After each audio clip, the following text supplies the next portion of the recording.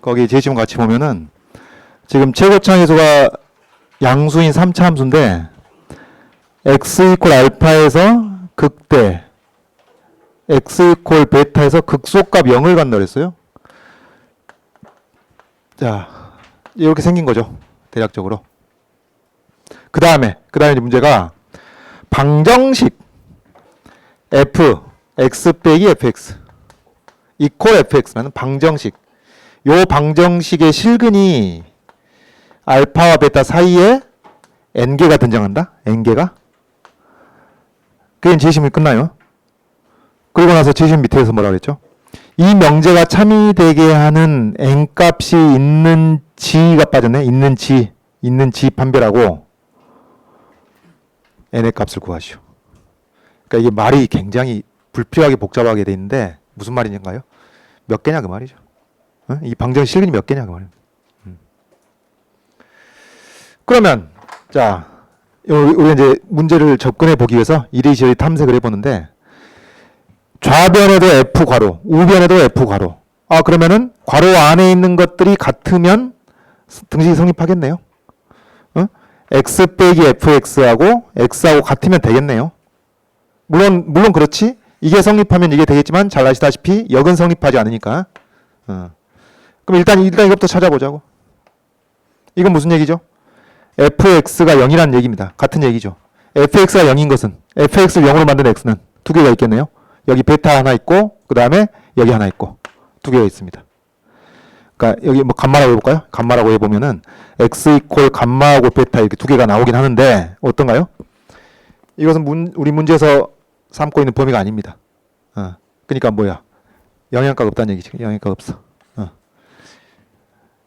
그나마 영향가가 있다면 알파 베타 사이에 존재하는 이 방정식의 실근은 x 빼기 fx와 x가 다른 값이겠구나. 같은 경우는 안 나오니까. 다른 값이 그 정도 아는 겁니다. 그 정도. 자, 그 다음에 말이죠. 이 x가 봐보세요. 요 x가 알파 베타 사이에 있다. 그러니까 이 방정식의 실근이 알파 베타 사이에 있다면은 이걸 t라고 해보죠. 이제 여기 x는 변수니까 이 방정식 실근이 알파 베타 사이에 이런 값이 있다고 합시다. 예를 들어서 어떤 상황인지 좀 가늠해 보겠어. 왜냐면은 여러분 이게 몇 차 방정식인가요? 방정식은 방정식인데 몇 차 방정식?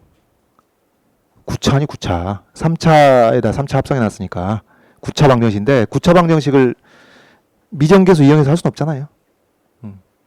그래서 이게 무슨 상황인지 좀 이래저래 탐색을 해보는데 이 알파 베타 사이에 이 방정식의 실근이 존재한다고 해보자. 그러니까 이제 이런 상황이죠. 이게 t가 이렇게 있으면은 이 t는 알파 베타 사이에 있고 그 다음에 ft 빼기 ft 이퀄 ft 이런 관계식을 만족시키는 t가 존재한다면은 어떤 상황이 되어야 되는지를 살펴보는 거예요 지금. 그러면은 t의 함수값이랑 t-ft 함수값이 같아야 돼. 그러면 얘의 함수값이랑 같은 게 여기 왼쪽에도 하나가 있고 오른쪽에도 하나가 있죠. 어느 쪽이겠어요? 왼쪽일까요? 오른쪽일까요? 잘 생각해 보세요. 왼쪽일까? 오른쪽일까? 왼쪽이 있겠죠. 이 값은 t-ft가 될 수가 없다고. t-ft는 t보다 작아야 된다고. 왜? t가 알파 베타 사이에 있으니까 ft는 양수일 수밖에 없잖아요. 극대 극소 사이에 있으니까. 극소값이 0이니까. 그죠? 그러니까 지금 이런 얘기입니다. t가 알파 베타 사이에 있으니까 ft가 양수가 되어야만 하고 ft가 양수니까 t에서 ft를 빼면은 t보다 작아져야만 한다 그 얘기입니다. 그러니까 지금 이 얘기한 거예요. 여기 왼쪽에 있다. 그러니까 얘가 뭐가 돼야 돼? t-ft가 되어야만 한다는 얘기죠. 그러면 여러분 이 사각형의 정체가 뭔가요? 정사각형 보이나요? 정사각형. 여기 세로의 길이도 ft, 가로의 길이도 ft, 양수 ft, 길이가 ft, 가로 세로 길이 다 정사각형이 돼야. 이 사각형이 정사각형이 되어야 지금 앞뒤가 맞는 얘기가 된다 그 얘기입니다. 아, 그렇다면은 이 방정식 실근이 알파 베타 사이에 몇 개 있느냐라고 묻는다는 것은 기하학적으로 요 영역에 이 영역, 그러니까 요 영역, 이 곡선과 x축으로 둘러싸인 영역, 이 영역에 정사각형이 몇 개 들어갈 수 있냐? 이 경계에 닿는 정사각형. 경계에 닿는 정사각형이 몇 개 들어갈 수 있냐. 그 문제하고 똑같아진다 그 말이지. 몇 개 들어가겠어요? 지금 여러분 답안지 써 있는 거 아닙니다. 우리가 탐색을 해보는 거예요. 문제를 어떻게 풀까 고민을 해보고 있는 거야. 이래저래 의미를 따져보면서. 몇 개 들어가겠어요? 하나 들어간다는 얘기지. 자, 하나 들어가는 거 이해되겠나요? 자, 다시 얘기해 보면은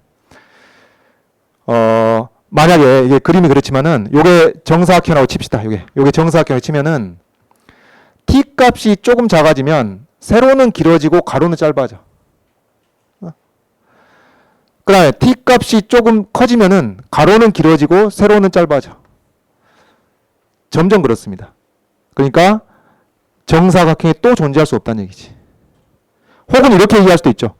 자, 지금 이게 알파인데, 여기 알파인데 t 값이 알파에 가깝다면은 가로의 길이는 짧고 세로의 길이는 긴 굉장히 뾰족한 직사각형이 되는 것이고, 이게 t 값이 베타에 가까우면은 가로의 길이는 길고 세로의 길이는 짧은 직사각형이 되니까 가로는 점점 길어져. 가로는 점점 길어져서 길어지고 세로는 점점 짧아져서 이렇게 되는 거니까 그 사이에 어딘가에 가로의 길이하고 세로의 길이가 같은 순간에 존재하겠죠. 몇 번? 한 번 존재할 것이다. 그래서 답이 나오는 거예요. 한 개. 어떻게 할 만한가요? 여러분 있잖아요. 이 문제의 답안지를 방금 내가 말로 얘기한 수준에서 뭐 이래저래 해가지고 이 길이 똑같아야 되니까 이 정사각형에 들어갈 수 있는 개수 한 개밖에 안 되겠구나. 이렇게 결론을 내줘도 부분 점수를 상당히 받을 겁니다. 그러니까 요게 현실적인 목표일 수도 있어요. 이 문제에 대해서 뭐 이렇게 만점까지는 너무 어렵다 하더라도 이 정도 해주면 수 있지 않을까요?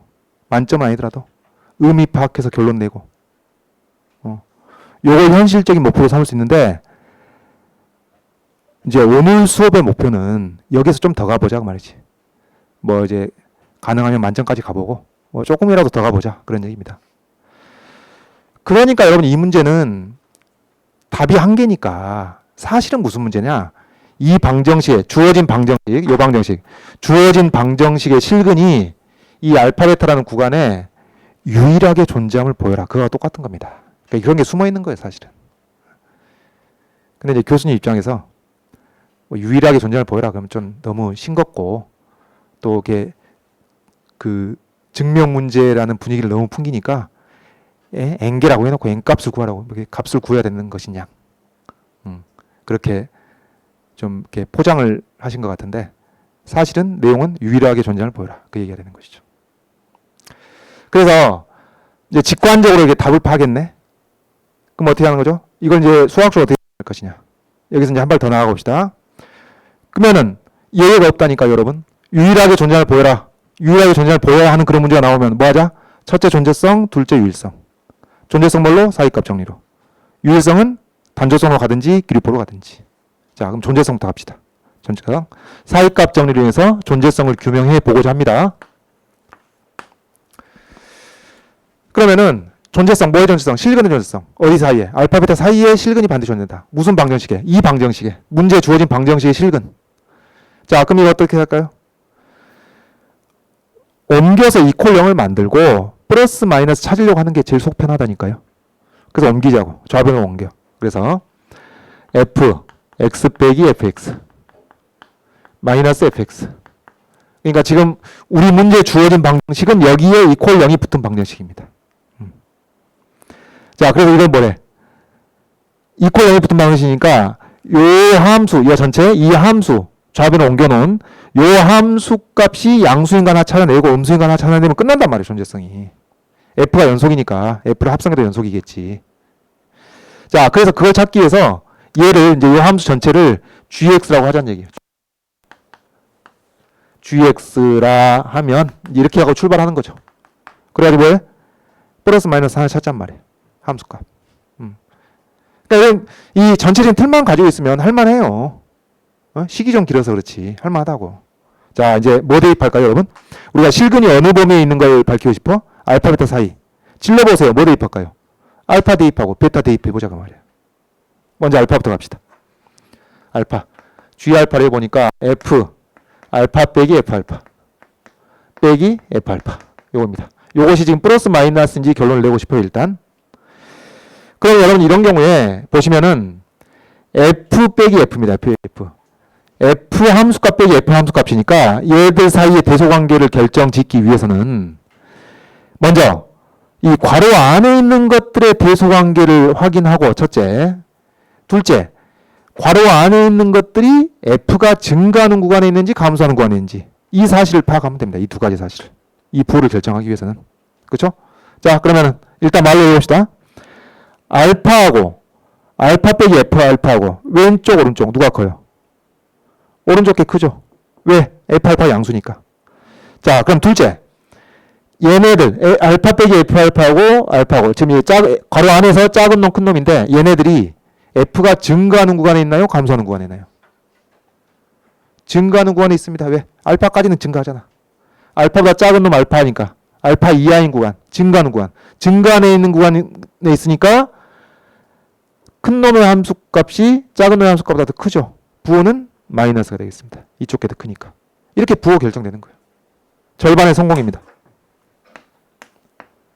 되겠죠? 자, 이거 답안지, 근거 답안지 써봅시다. 근거 어떻게 돼요? F 알파가 양수이므로 알파 빼기 F 알파보다 알파가 더 크다. 여기까지 됐고, 근데 우리가 하고 싶었던 건 뭔가요? 얘네 이 작은 것의 함수값과 큰 것의 함수값 사이의 대소관계를 얘기하고 싶었던 것이고, 그걸 파악하려면은 이 괄호 안에 있는 알파 빼기 F 알파가 두 녀석이 F가 증가하는 구간에 있는지 감소하는 구간에 있는지.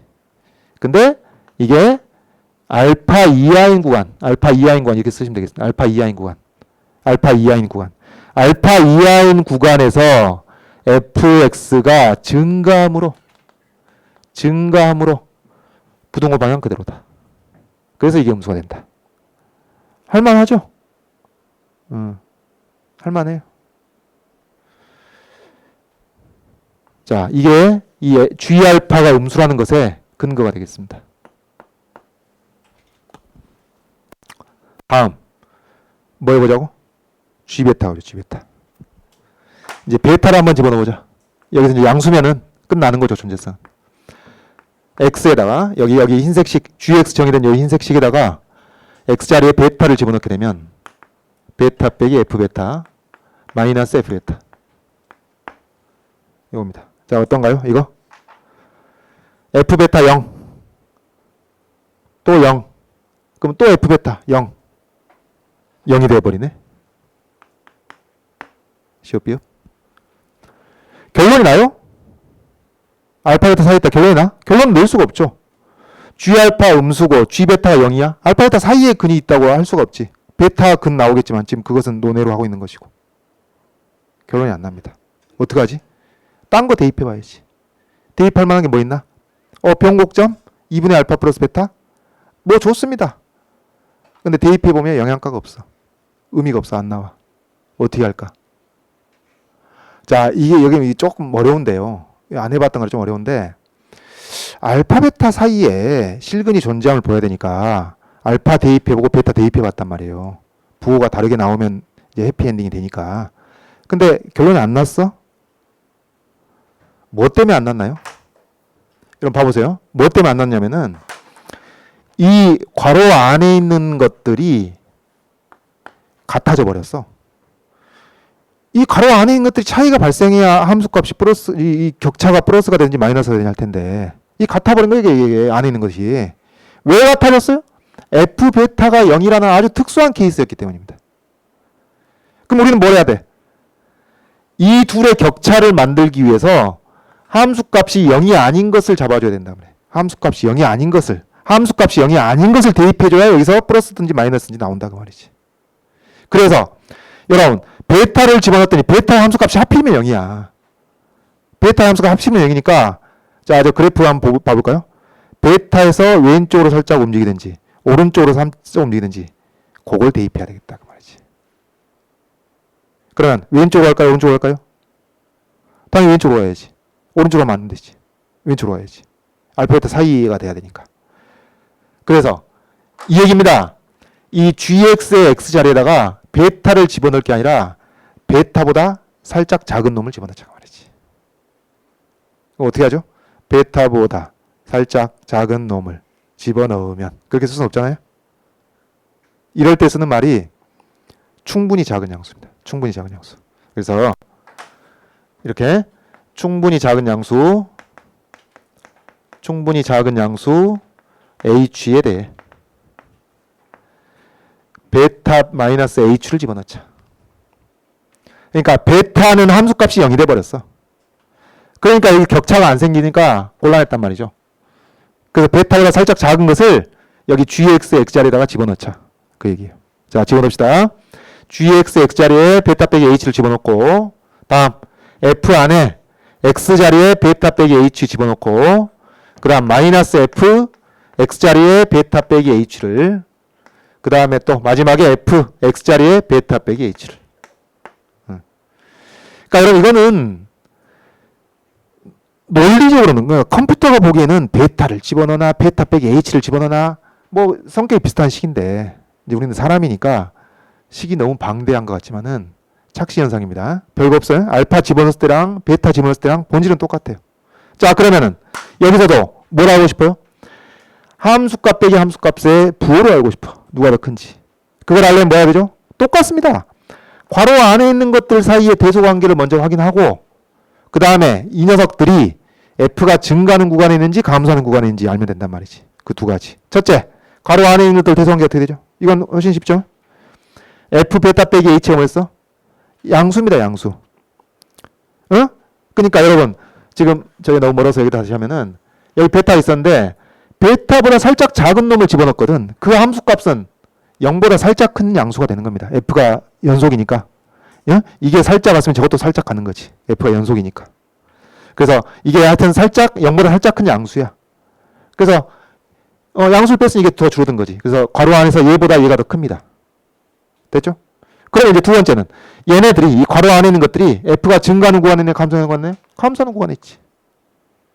예? 그러니까 부호는 어떻게 돼 있어? 플러스가 됐다. 자, 근거 또 한번 정리해 봅시다. 뭐냐면 저기 f 베타 빼기 h가 0보다 살짝 큰 놈이므로 베타 빼기 h에서 그 f 값을 빼게 되면은 원래 베타 빼기 h보다 더 작아지게 된다. 우리가 결론 내고 싶었던 건 뭐죠? 이 작은 녀석의 함수값이랑 큰 녀석의 함수값의 대소를 비교하고 싶었던 것이다. 여기 베타 빼기 h. 요거. 그러면은 얘네들이 f가 증가하는 구간에 있는지 감소하는 구간에 있는지 어때요? 베타 빼기 h는 베타보다 살짝 작아. 그러니까 알파 베타 사이에 있지. 얘는 어떻게 돼요? 베타 빼기 h보다 또 살짝 작아. 그러니까 여전히 알파 베타 사이에 있지.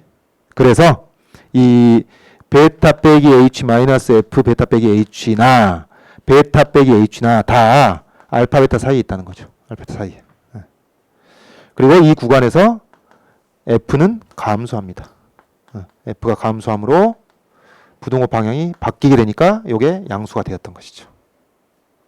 됐죠? 할만합니다. 자, 그래서 이것이 이 g 베타 마이너스 h의 부호가 플러스라는 것을 밝히는 근거가 됐다. 그러면 이제 이상의 종합하죠. 어떻게 돼요? f가 연속이므로 g도 그걸 합성한 g도 연속이 되고, 따라서 사이값 정리해서 C라 할까요? GC 이퀄 0인 C가 알파와 베타 마이너스 H 사이에, 즉 알파 베타 사이에 존재한다. 자, 이게 이제 존재성 규명이 끝난 겁니다. 네. 존재성. 그러니까 여러분 큰 틀에서는 똑같아요. 어떤 방정식의 실근이 원하는 구간의 존재함을 확인하기 위해서 그 구간 안에서 이제 이퀄 0을 만든 다음에 음의 함수값과 양의 함수값 찾은 겁니다. 한 가지 이 베타 가지고 안 되니까 베타를 살짝 이동시켰다는 거. 그럴 필요가 있을 때는 이런 식으로 얘기하면 된다. 충분히 작은 양수 h를 가지고. 자, 그럼 이제 그 다음에 해야 될 일이 유일성. 유일성 갑시다. 유일성. 이 실근이 유일하게 존재하는 걸 보이자. 유일성 증명은 뭘로? 단조성으로 가든지 기립보로 가든지 뭐가 편해요? 단조성이 훨 편하다. 그럼 단조성부터 체크해 봅시다. 누구의 단조성이죠? F의 단조성인가? 아니고 G의 단조성이 G의 단조성. 왜? GX 이퀄 0이라는 방정식의 실근, 알파 베타 사이에 있는 실근을 다루고 있으니까 G의 단조성. 그럼 요식 한번 봐봅시다. G가 단조성을 갖는지. 자, 일단 F는 어떻게 되죠? 지금 우리 어느 범위에서 다루고 있지? 알파 베타 사이에서만 다루면 돼요. 지금 알파 베타 사이에 실근이 존재한다는 걸 보였으니까 GX 이퀄 0이라는 방정식 실근을 가지는 보였으니까 GX가 알파 베타 사이에서 단조성을 갖는지 단조성 가지면 끝나는 겁니다. 플러스 하나 마이너스 하나 찾았으니까. 그러니까 알파 베타 사이에서 이 GX가 단조성을 갖는지. 먼저 F는 알파 베타 사이에서 감소하죠. 감소합니다. 얘가 감소해. 얘 감소 함수고. 그다음 F가 알파 베타 사이에서 감소 함수니까 일단 이런 괄호 안에서 증가 함수에서 감소 함수 빼니까 증가 함수겠죠. 괄호 안에는 증가 함수. 괄호 안에가 증가 함수니까 얘는 감소 함수겠지. 알죠? 그러면 감소 함수 빼기 감소 함수니까 결론이 안 나. 단조성으로 해결이 안 된다 그 얘기지. 단조성으로 해결하기 곤란하다. 뭐 이 어떤 값들이 있는 것도 아니고 미정계수가 결정된 것도 아니고 그냥 알파 베타 사이에서 감소한다 그뿐인데. 다음 그럼 뭐 해야 돼요? 달리 길이 없습니다. 기립보로 가야지. 자 그러면 어떻게 하죠? 결론을 부정하여. 야 여러분 그러면 결론을 부정하여 그 다음을 한번 채워보세요. 문장을 완성해보세요. 결론을 부정하여 그걸 정식화해 보시라고. 결론을 부정한 바를 정식화해 보시라고. 어떻게 됩니까?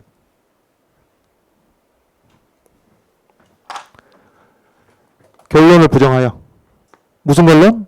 유일성이라는 결론이지. 오늘 계속 결론을 부정하여 실근이 두 개 있다고 치자. 저 방정식의 실근이. 그래서 이렇게 합시다. 뭐 PQ 좋고 ST 좋고 ST 써봅시다. F S 빼기 FS 이퀄 FS를 만족시키는 S도 알파 베타에 존재하고 또 하나 T F T 빼기 FT 이퀄 FT를 만족시키는 그러니까 이 두 개의 식을 동시에 만족시키는 S와 T가 둘 다 알파 베타 사이에 존재한다고 해보자. 이게 이제 결론을 부정해. 그래서 결론을 부정한 것을 내가 계속 얘기하지만은 이렇게 정식화해야 된다는 얘기죠. 말로만 하는 게 아니라 정식화를 해줘야 그래야 이제 그것으로부터 모순됨을 도출해 나가는 거예요. 그럼 이제 모순됨을 도출해 봅시다. 자, 이거 어떻게 할까? 모순됨을 어떻게 볼까? 이거 좀 고민이 필요한 거예요. 뭐 저절로 나오지 않습니다. 어떻게 모순됨을 볼까? 가만히 봤더니 여기 S하고 T의 대소관계가 정해져 있으니까 우리가 정해놨으니까 그리고 얘네들이 알파 베타 사이에 있으니까 얘네들은 F가 감소하는 구간이 있잖아요. 그러면 FS하고 FT의 대소관계는 S와 T의 대소관계에 비해서 바뀌겠죠. 그렇죠? F에서 더 크겠죠. 아 그래서 지금 이 두 개의 등식이 다 성립해야 되는데 등식의 우변은 위에 게 밑에 거보다 커야 된단 말이지. 그럼 여기서 이제 우리가 무슨 접근 방법이 떠오르게 되냐면은 좌변끼리도 대소 비교가 합당한지 한번 따져봐야 되겠구나. 혹은 따져볼 수 있겠구나. 되겠습니다. 되겠죠? 자 가봅시다. 일단 말로 잘 들어보세요. 이고비만 넘어가면 돼요 여러분. 오늘 이고비만. 자 여기 지금 S보다 T가 크잖아요. 그죠? S보다 T가 커. S보다 T가 커. 밑에 게 더 커. FS하고 FT는 위에 게 더 커. 그러면 상대적으로 작은 것에서 큰 것을 뺐고 큰 것에서 작은 걸 뺐으니 어떻게 되겠어요? 일단 괄호 안에 있는 것만. 괄호 안에 있는 것만 밑에 게 더 큽니다. 응?